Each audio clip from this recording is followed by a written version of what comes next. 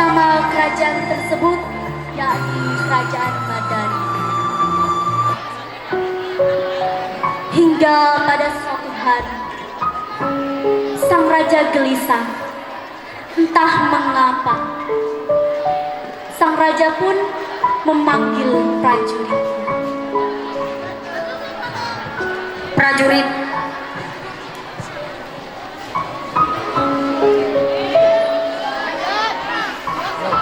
tolong panggilkan putriku. Baik, raja.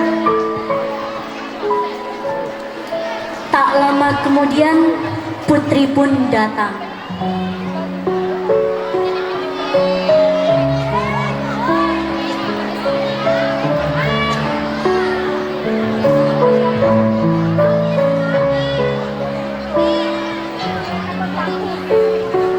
Ayahanda, adakah engkau memanggil kemari? Putriku, mengingat umur ayah yang sudah tidak lama lagi, ayah membutuhkan penerus sekaligus pendamping hidupmu, putriku.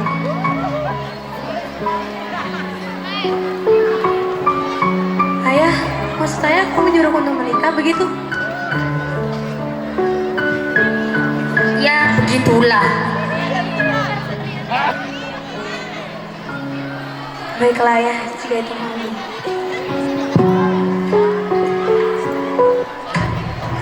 Keesokan harinya, raja memerintah seluruh pasukannya untuk mengumpulkan semua rakyat-rakyatnya.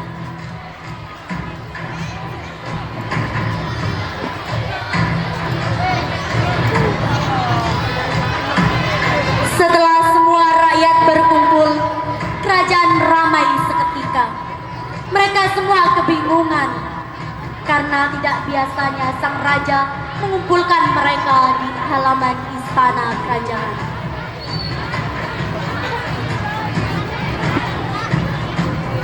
Wahai rakyat-rakyatku, harap tenang.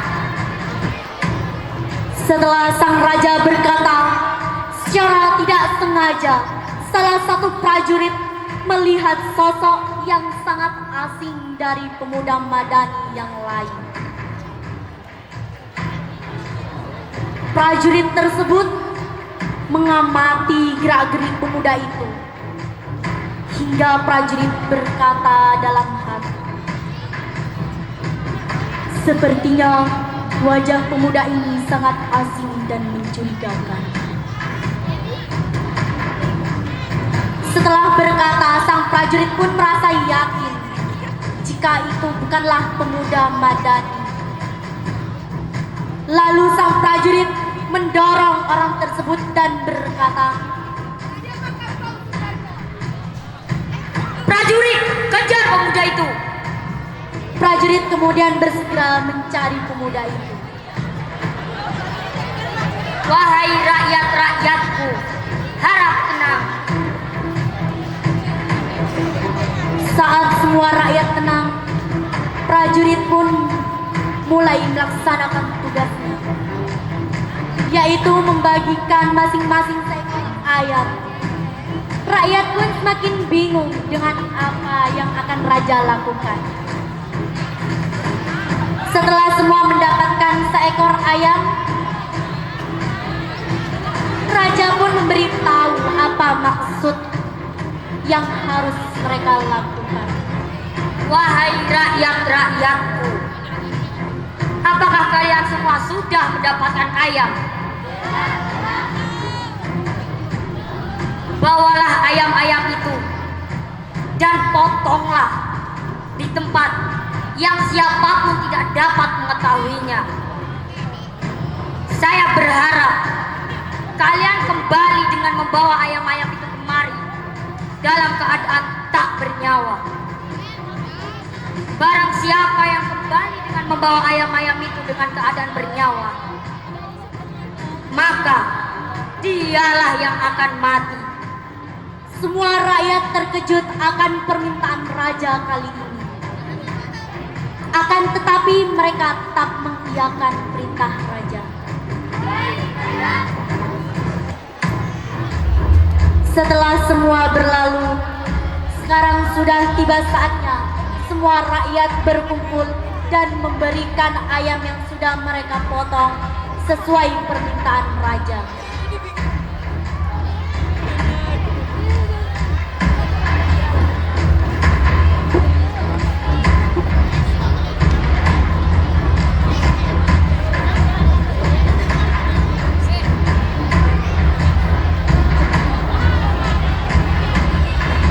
Raja pun memerintah prajuritnya untuk meneliti satu persatu ayam yang dibawa oleh rakyatnya.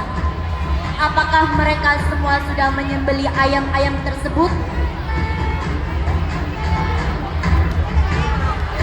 Setelah semua diteliti, ternyata prajurit menemukan seorang pemuda yang masih membawa seekor ayam dengan keadaan hidup. Lalu prajurit pun membawa pemuda itu untuk menemui raja.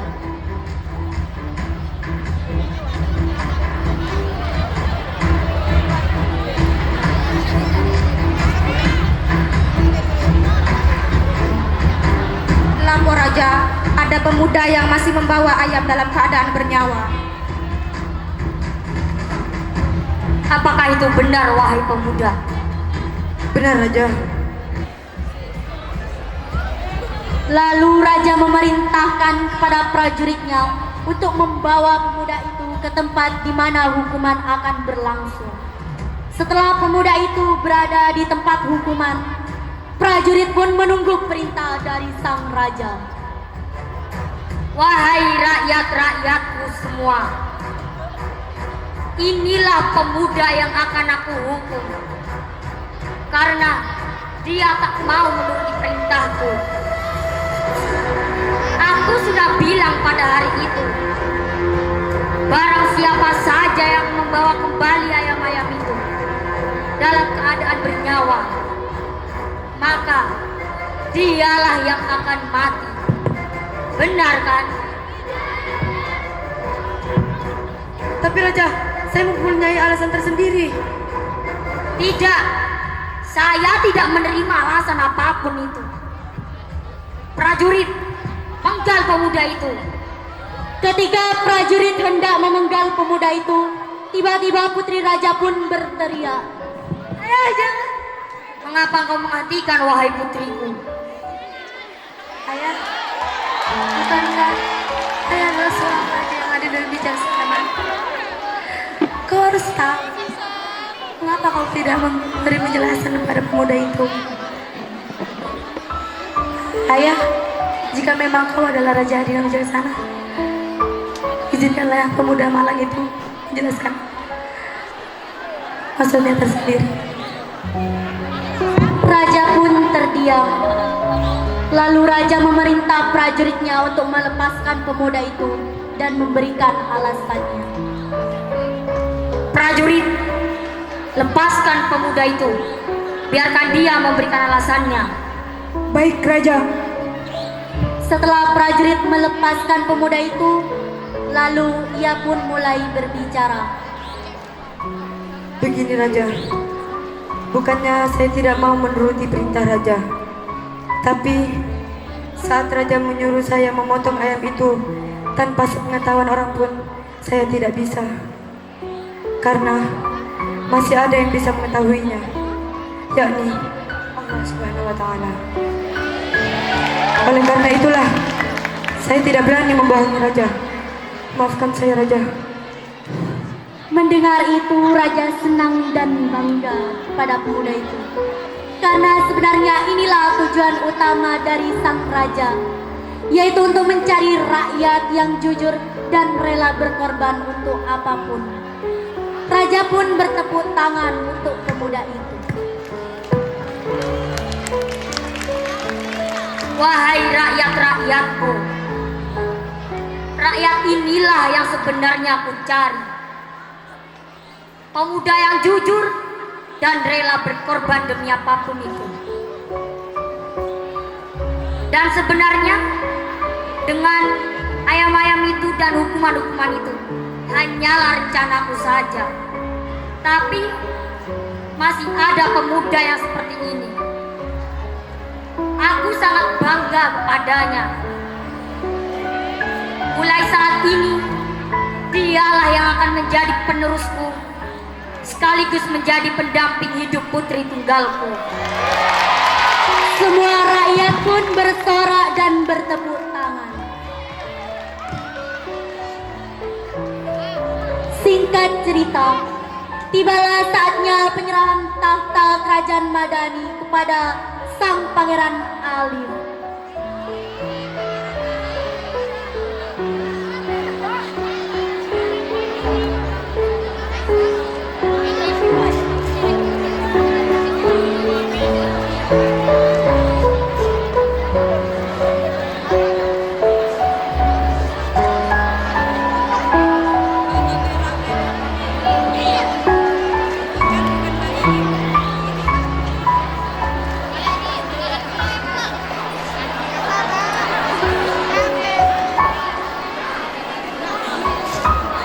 Tiba-tiba Durasinya tinggal.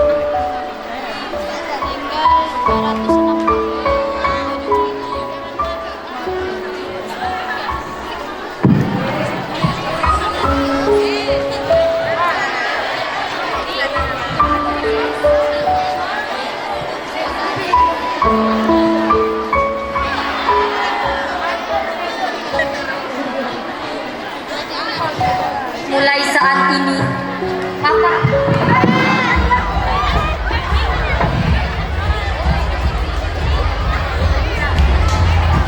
dan pangeran pun mengejar penculik Putri Tiza tersebut.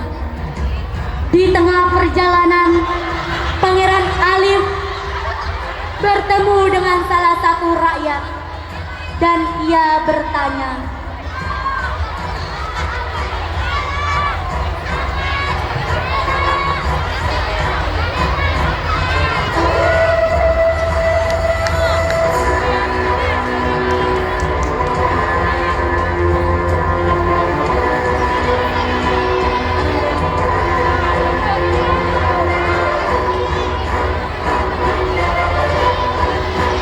di sisi lain, Putri Tiza dibawa oleh pemuda yang merupakan suruhan dari Raja Genta.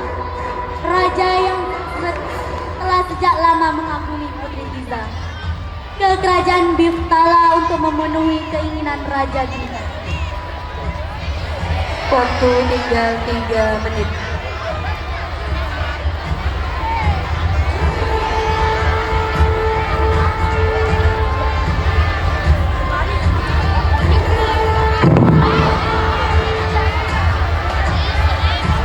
Raja Genta menyentuh Putri Tiza yang telah terjatuh di hadapannya.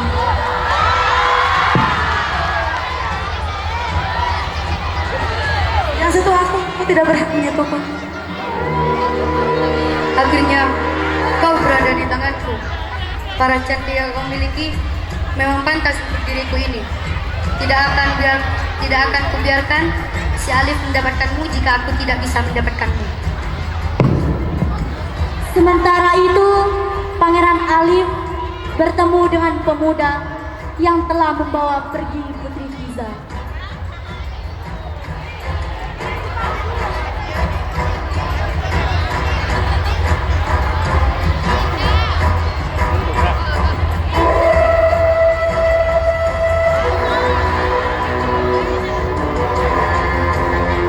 Di mana kau menyembunyikan Putri Tiza? Aku tidak akan memberitahukan kepada kamu. Baik, kalau itu kamu. Terjadilah perkelahian antara pangeran dan pemuda tersebut.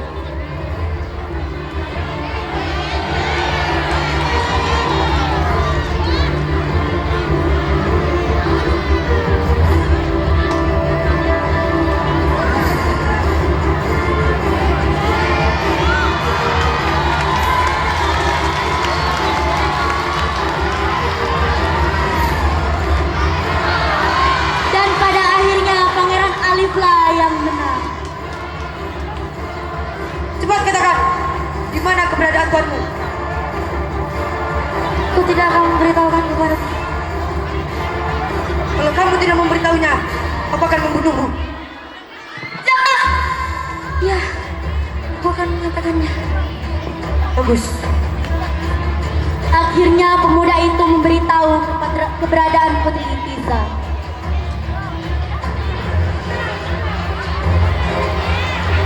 Hingga sampailah mereka di kerajaan Biftala.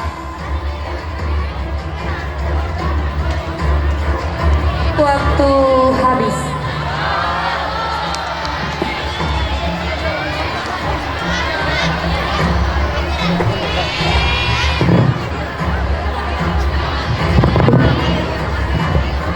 Hei Raja Genta, kembalikan Putri Tiza kepadaku. Putri Tiza, aku mengejarnya untuk apa? Bohong. Pemuda asing ini prajurit serampu bukan? Oh, ternyata kau cukup pintar juga. Jika kau menginginkan Putri Tiza, lawanlah aku terlebih dahulu. Baik. Lagi-lagi pangeran berkelahi, dan kini ia berkelahi bersama Raja Genta.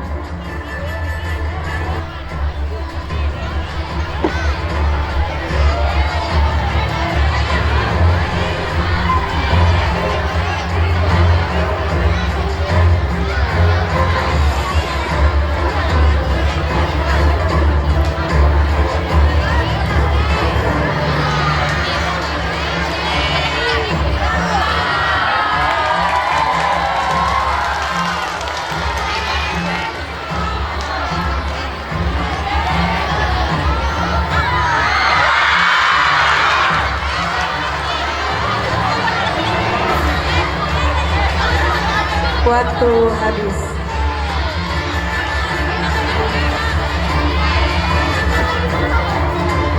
Cepat katakan di mana Putri Tiza?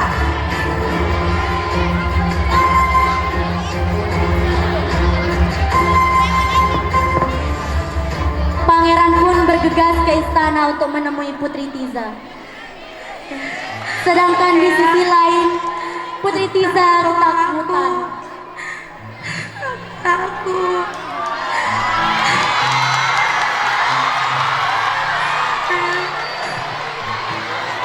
Putri Tiza, Jangan mendekat. Putri Tiza ini aku Pangeran Alif. Pangeran Alif. Waktu habis. Nah, Putri Tiza, aku akan selalu menjagamu.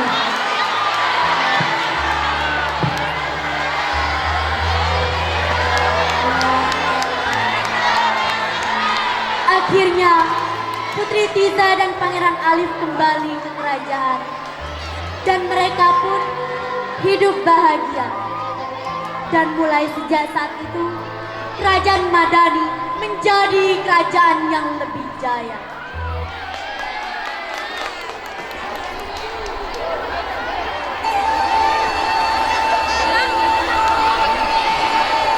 Beberapa bulan kemudian, setelah Raja Nabat meninggalkan alam semesta ini, sekarang Pangeran Alif lah yang menggantikan Raja Nabat. Lalu Raja Alif mengajak prajurit dan rakyat-rakyatnya untuk masuk Islam. Wahai rakyat-rakyatku, harap tenang.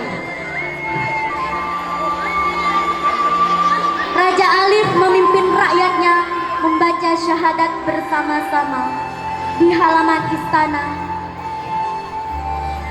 Apakah kalian siap masuk Islam?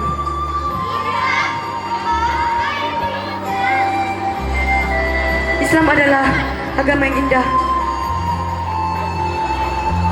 Islam, kalau kalian masuk Islam, Islam akan menuntun kalian ke jalan yang benar. Ikutilah saya. Asyhadu an la ilaha illallah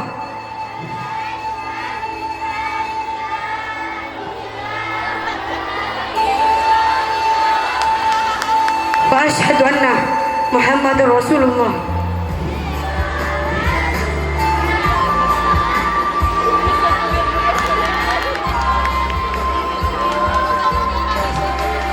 Alhamdulillah. Sekarang kalian sudah menjadi agama Islam.